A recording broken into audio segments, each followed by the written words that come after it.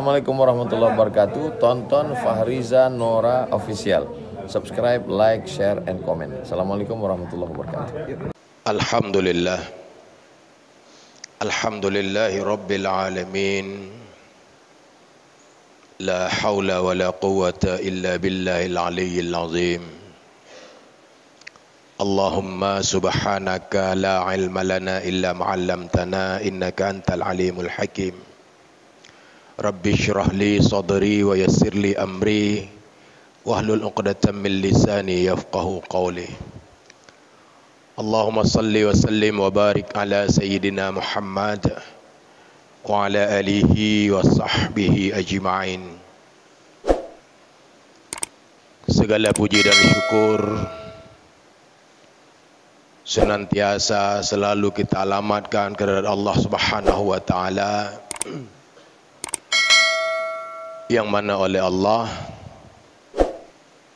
yang masih mencurahkan taufik dan hidayahnya kepada kita semua, kasih sayang dan cinta Allah kepada kita semua. Salah satu bukti Allah masih sayang kepada kita, Allah masih menggerakkan hati kita pada hari Jumat ini untuk bergerak menuju sebuah panggilan daripada Allah Subhanahu wa taala. Sementara di lain tempat, di lain waktu, atau pada waktu yang bersamaan, masih ada saudara-saudara kita yang belum tergerak hatinya, belum Allah sentuh hatinya, di mana mereka lebih memilih bersembunyi di rumah-rumahnya, tidak tergerak hatinya untuk datang ke masjid. Maka bersyukurlah kita ketika hati kita masih tergerak untuk melaksanakan sebuah kewajiban daripada Allah Subhanahu wa taala. Salawat beriring salam senantiasa selalu kita alamatkan ke pangkuan alam Nabi besar Muhammad sallallahu alaihi wasallam, mana oleh Rasulullah di bulan-bulan ini di seantero dunia, segala pelosok-pelosok masih terus kita mendengarkan salawat-salawat kepada Rasulullah dalam rangka mengingat, mengenang kelahirannya, juga kepada al dan sahabat beliau sekalian. Ta'zim, kemuliaan, penghormatan yang pertama kepada Dengku Imam Ci, Dengku Imam Gampung, Tuha Pet, Tuha Pakat, para pemuda, tokoh-tokoh adat, dan seluruh hadirin sidang jamaah Jumat yang dimuliakan oleh Allah Subhanahu wa taala. Pada kesempatan yang tiba-tiba ini, sebagai khatib pengganti, izinkanlah sejenak khatib sekedar menyampaikan sebuah bahan renungan bagi kita semua. Mudah-mudahan bisa menjadi penyemangat kita, bisa menjadi mau'izah, terutama bagi yang menyampaikan, mudah-mudahan pula bermanfaat bagi yang mendengarkan. Dengku-dengku sidang jamaah Jumat yang dimuliakan oleh Allah Subhanahu wa taala.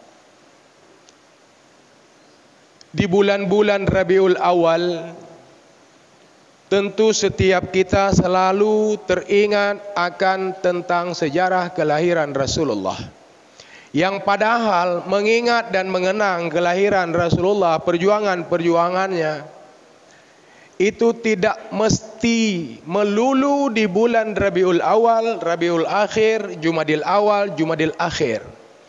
Seyogyanya di dalam setiap nafas kita, setiap hari,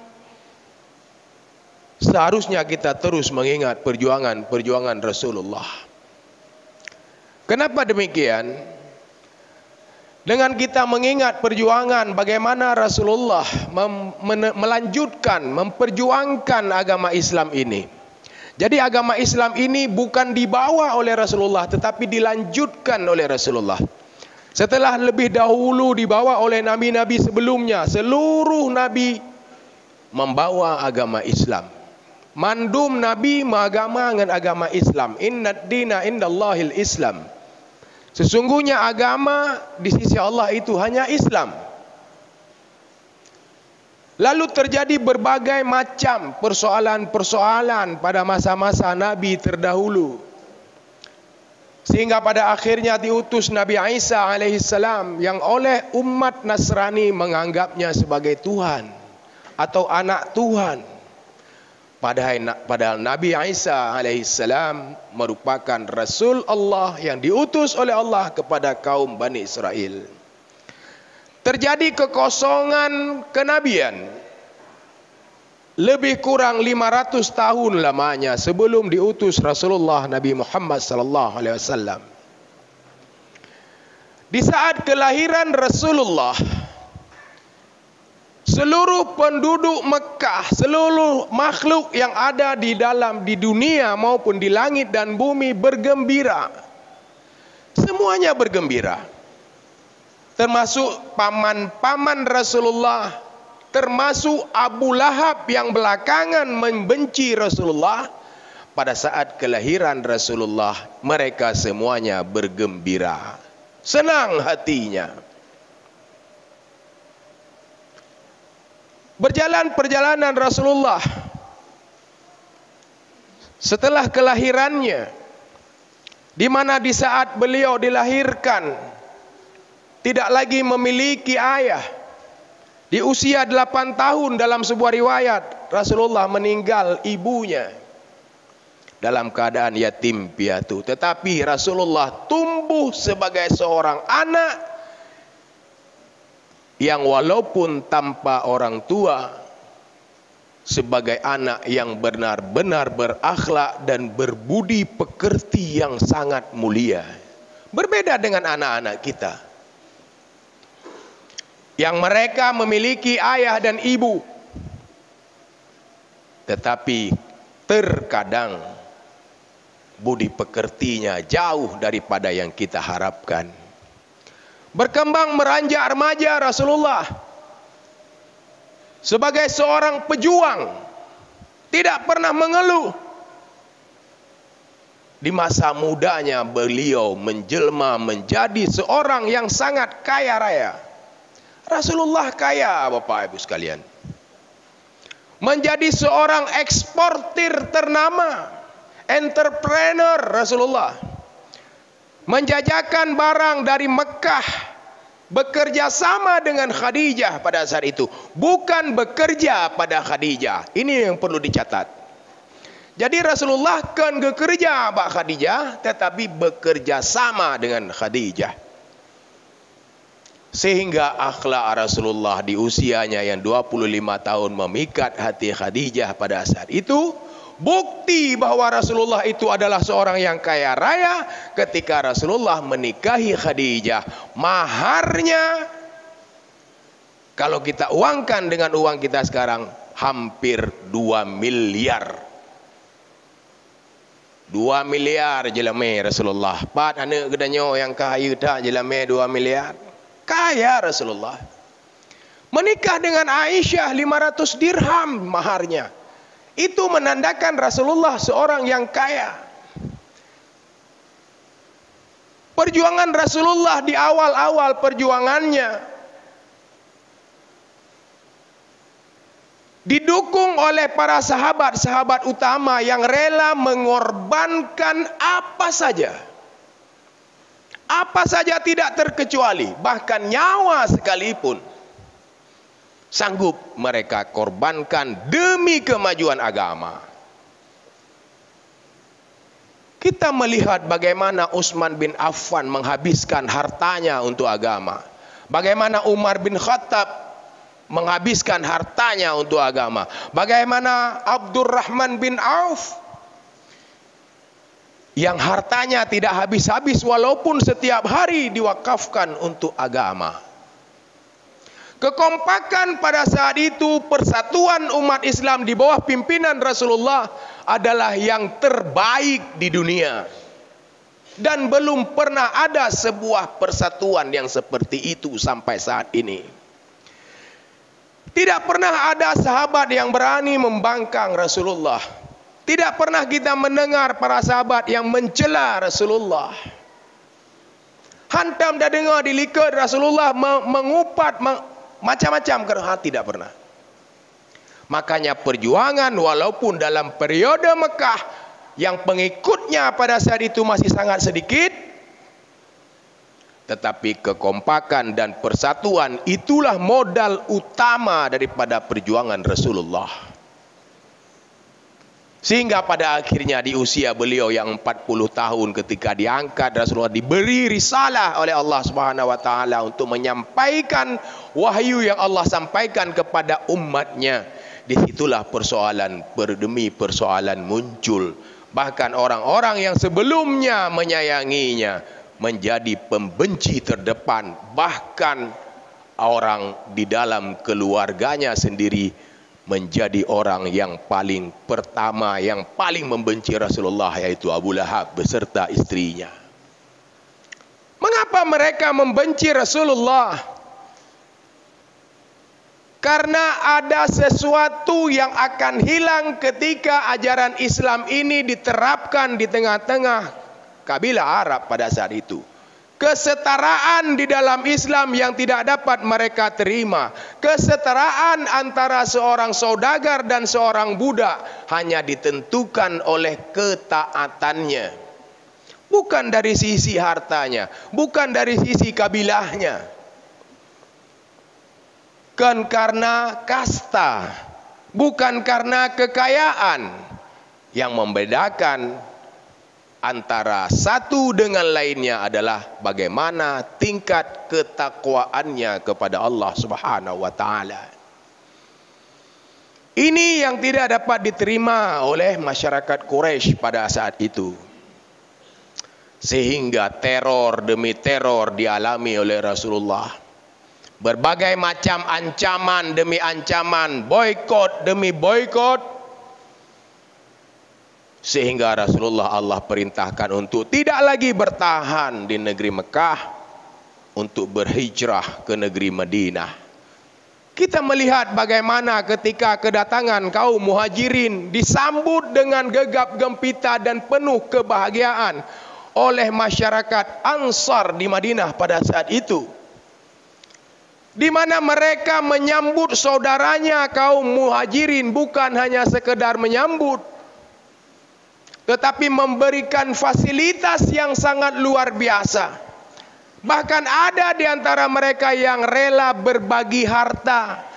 Jika ada hartanya 100, dibagikan 50 untuk saudaranya kaum muhajirin. Yang paling fantastis lagi, bahkan mereka rela menceraikan salah satu istrinya untuk dinikahkan dengan sahabat muhajirin yang datang ke Madinah pada saat itu. Luar biasa persaudaraan antara sesama muslim. Sehingga Rasulullah membangun sebuah negara di situ. Luar biasa. Perjuangan para sahabat sangat luar biasa. Inilah yang patut kita contoh. Inilah yang perlu terus kita terapkan. Baik itu di kancah terkecil dalam kehidupan kita, yaitu keluarga, dan selanjutnya di dalam masyarakat kita sendiri. Kesatuan, kekompakan, persatuan adalah modal utama ketika kita ingin melihat sebuah kemajuan di dalam sebuah negara. Tanpa itu tidak mungkin itu akan terjadi. Kenapa ini perlu kita ungkapkan? Karena tidak lama lagi, beberapa bulan lagi, akan datang peristiwa yang dapat membuat perpecahan demi perpecahan, kebencian demi kebencian di dalam masyarakat. Saling hasut, saling caci, saling hina, nyau ke bakat terjadi. Anak treble tangai perbelah bulan 2 dalam momentum pemilihan umum. Ini akan terjadi berbagai macam bentrokan-bentrokan. Terkadang jika kita tidak dapat mensikapinya dengan bijaksana, menyohan dapat pahami secara bijaksana. Tidak sanggup kita memandang dari koridor syariat Islam bagaimana tata cara kita berpolitik. maka yang ada calon yang satu menghina calon lainnya, pengikut yang satu mencela pengikut lainnya demi ambisi yang kadang-kadang sifatnya semu. Maka oleh karena itu, silahkan berbeda pilihan, tetapi ukhuwah Islamiyah kita jangan pernah kita cederai, karena agama kita hari ini sangat membutuhkan persatuan. Jika ada perbedaan-perbedaan, ada diskusi dan musyawarah yang dapat kita lakukan. Ada orang-orang yang masih banyak bisa kita mintakan nasihatnya. Kop jai mantong urung jepat dalam nasihat. Jangan mau dipecah belah hanya dengan demi ambisi orang lain. Bek tatem mepakai. Jangan mau dihasut. Beristiqarahlah di dalam menentukan pilihan. Hindari politik suap menyuap. Karena jika itu kita lakukan akan menghasilkan kualitas orang-orang yang kita pilih nantinya dengan kualitas yang tidak bermutu. Nyo hati-hati Pak Uku. Keadaan kita hari ini semakin mencekik, paceklik, yang mungkin sebagian orang tidak merasakannya, tetapi bagi sebagian orang sudah mulai menjerit. Beruh kaduartoh 20 ribu tabosa. Ekonomi semakin menyusut. Ke depan akan semakin parah lagi. Maka ketika itu terjadi, kesulitan melanda masyarakat, akan sangat mudah tersulut dengan berbagai macam hasutan-hasutan. Maka tungku-tungku sekalian, ini perlu kita sampaikan supaya kita tidak saling mencela, saling bermusuhan. Agama hari ini yang dulu pernah Rasulullah gambarkan sebagai sesuatu yang asing. Agama itu, Islam itu ketika awal-awalnya asing, Rasulullah mengatakan nanti pada suatu saat Islam itu akan kembali asing, dan berbahagialah orang-orang yang terasing. Nyan hadis. Berbagai macam kadang-kadang jino ajaran-ajaran hana metatupu-tupu pilih. Khilafiyah kadang-kadang disampaikan oleh orang-orang yang tidak memiliki ilmu. Yang hana ilmu pipegah khilafiyah. Ini akan terus ke depan, akan mudah dirasuki oleh macam-macam. Maka di dalam mimbar ini kita sampaikan kepada Bapak tungku-tungku sekalian, mari kita waspada. Di samping-samping rumah nekalan menyona karena pekatun-pekatun yang melain, karena ajaran-ajaran yang melain, atau ada indikasi saudara-saudara kita yang sudah mulai melain dari tata caranya berakidah kepada Allah. Jangan tinggal diam, tapi jangan pula menghakimi. Mari kita selidiki secara seksama. Tak selidiki le. Macam kayo Pak. Aliran macam kah? Maladum tempat-tempat yang mereka sudah kuat, mereka sudah mulai memunculkan diri.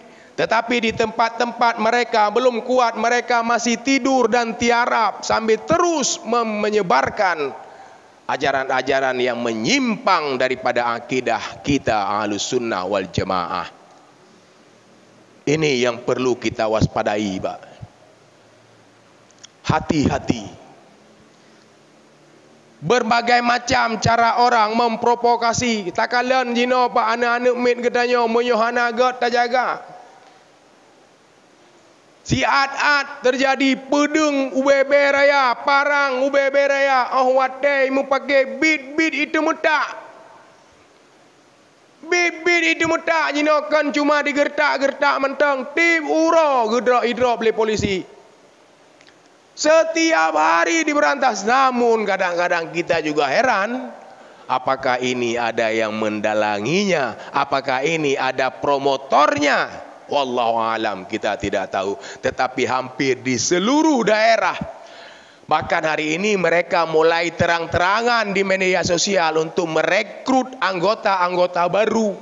Watetakalan nan grup, tetakalan nan kelompok mengerikan, geng sadis, nan geng sadis. Nah, yang geng sampai mati, nan grup, pokoknya sampai mati, brutal sadis. Bendera-bendera nah, rekrutnya melalui media sosial. Sehingga terjadi tawuran-tawuran. Anak-anak kita yang tidak mau bergabung, nyo indikator pak lu kalian. Tak kalian. Nah nemin kedanya beoi diikut-ikut katanya. Hana gala ikatnya, maka dia akan menyendiri, dia terancam. Dia terancam ya pak. Anak mek dia hana galak high time, mungkin kita bagus mendidiknya, dia terancam.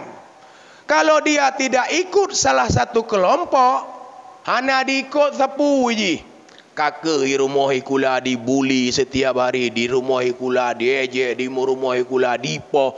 Wadah kalian ba media sosial, cara temu poh pi talo urung cik cara temu poh. Maka yang hantem-hantem dia terancam, sehingga apa? Akhirnya untuk membuat dirinya aman, ngak bele dibuli, supaya ada yang membantu saat dia terancam, dengan terpaksa dia harus masuk ke dalam gengnya. Ida mau, iji hana jehud, iji hana itu mupoh, tapi pakan payah tamang supaya ngak aman. Monya nak urung yang buliji ada kawan yang membelanya. Katrok bat tingkatnya royo pak. Maka jika kita tidak mengawasi anak-anak kita, tidak mengawasi kampung kita daripada kedatangan hal-hal yang demikian, tinggal awaknya makin jai, makin ramai, hantar dejut lilawan. Itanya hantar dejut temuta pak. Bahkan parang paling irumuh dah dijut, hana tak dijut me parang tajak barang kau hana dijut. Dia awaknya ni dijut. Itu jut awaknya. Bahkan kaniba mentang lon tuan malam Sabtu baroza di ke mata lo kalam bibit jita. Lah kan urung kenang. Iku mata lon tuan. Bibit jita. Maka ini yang harus kita antisipasi dalam kampung Kedanyo. Menyona indikasi anak-anak Kedanyo sudah mungkin terlibat daripada hal-hal yang demikian, kita waspadai dari sekarang. Nelapor, kita cari solusinya. Baik sampai berat, baik sampai semakin jauh mereka terjerumus ke dalam hal-hal itu. Maka tidak ada lain solusinya. Kuatkan akidah mereka.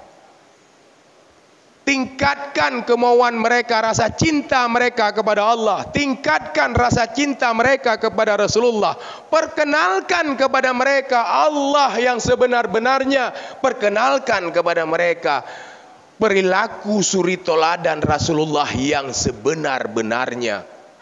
InsyaAllah kalau itu terus kita masukkan di dalam jiwa-jiwa mereka, seburuk apapun mereka, insyaAllah tentu hidayah Allah pun akan mereka dapatkan.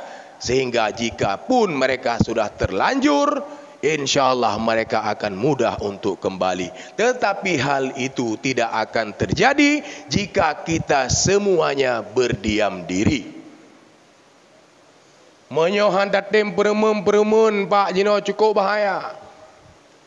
Berbeda masa-masa ini dengan masa-masa yang lalu. Nyojino anak kemun dah hanyut adegor le. Orang tua misalnya berat bengeh gepoh hana ijak lapor bak polisi, kenang urang tuanya ham je berah. Anak dera tu, tak hajar anak dera tu. Kan tapoh yang melukai kadang-kadang. Kagram dia tak.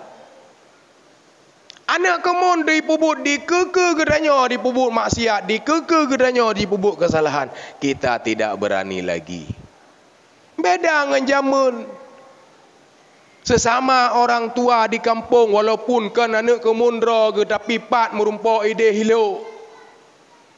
Wadai ke kalian le salah sira warga ke pegah, hai anak ndra ni luk muno pegah tak ada pegah. Bahkan tak ada weng maglunyung i mana dume bapa lain. Yo jino ada le ba. Maka Rasulullah Allah pernah menyampaikan, ya ayyuhallazina amanu ku anfusakum wa ahlikum nara. Jagalah dirimu dan keluargamu dari api neraka. Maka tidak ada jalan keluar lain bagi kita, Pak. Hansip gedanyo ngan taat dro demantang. Hansip gedanyo dengan tak ibadat dro demantang. Kita harus peduli kepada lingkungan kita. Kita harus peduli dengan anak-anak kita. Kita harus peduli dengan anak-anak tetangga kita. Anak-anak urang kampung gedanyo. Ketika ada orang yang menegurnya, baik bengeh tu. Baik bengeh tu, tegurnya karena masih ada rasa sayang. Jangan sampai membuat semua kita ini apatis. Maksiat yang ada di sekeliling kita jangan kita diamkan. Menyona dipubut babak bineh rumah, di sampai rumah, di dalam lorong-lorong, dimanapun, di dalam kampung gedayo. Mari kita coba nasihati mereka. Sampaikan, tetapi yang perlu diingat, han tanggup dengkui mum tiro geyak peingat kampa ada dukungan dari kita. Han sanggup gecik tiro geyak tegur, karena jika tanpa dukungan dari kita yang benar-benar mendukung, bukan sekedar dukung asal-asalan. Watai ditakat dengkui mum hana tho bela, watai ditakat gecik hana tho bela. Maka akhirnya semuanya pada diam. Maka inilah yang perlu kita ingatkan di dalam kesempatannya. Kapanyang lunduan begaba sebagai khatib pengganti. Marilah sama-sama kita merenungi, kita menjaga yang pertama gampong gedanyo daripada bingkai akidah yang benar. Jangan pernah ada dimasuki oleh pemahaman-pemahaman, ajaran-ajaran yang menyimpang daripada akidah kita. Yang kedua, mari sama-sama kita saling menjaga anak-anak kita. Yang ketiga, mari kita saling menasihati jika ada maksiat-maksiat yang terjadi di sekeliling kita. Tak tepu paknya ada yang, tapi handa dia tamle jino. Handa dia pegale, terancam kita. Terancam gedanya metatam, terancam gedanya metap. Kenapa? Karena kita sendiri. Karena tiro terancam. Tapi ci rame-rame. InsyaAllah keberanian itu akan muncul. Karena Allah juga menciptakan rasa takut pada diri kita. Nah rasa ya decit pak ini pak. Duit buha-buha pak sabota. Nah ya decit pak. Tapi na buha gedanya bacut. Nah ya terbacut. Musapat behe dengan behe demi kebenaran, demi tegaknya kebenaran, demi tegaknya syariat.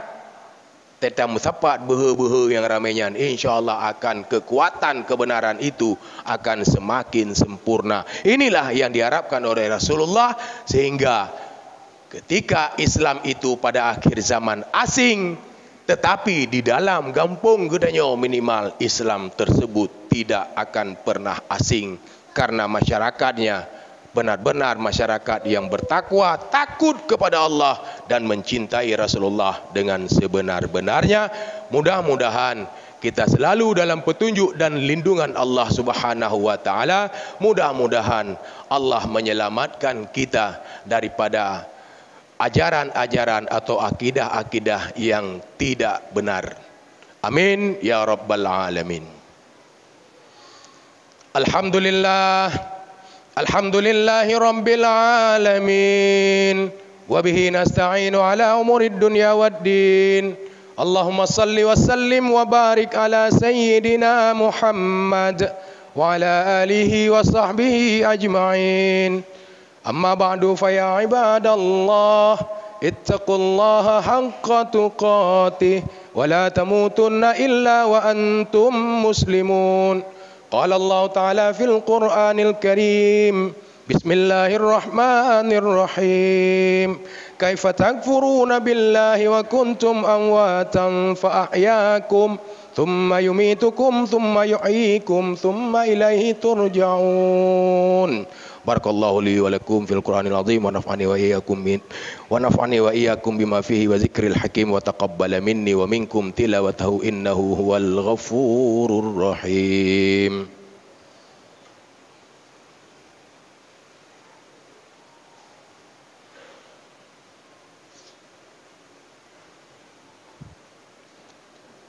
Alhamdulillahi rabbil alamin. La hawla wa la quwwata illa billahil aliyyil azim.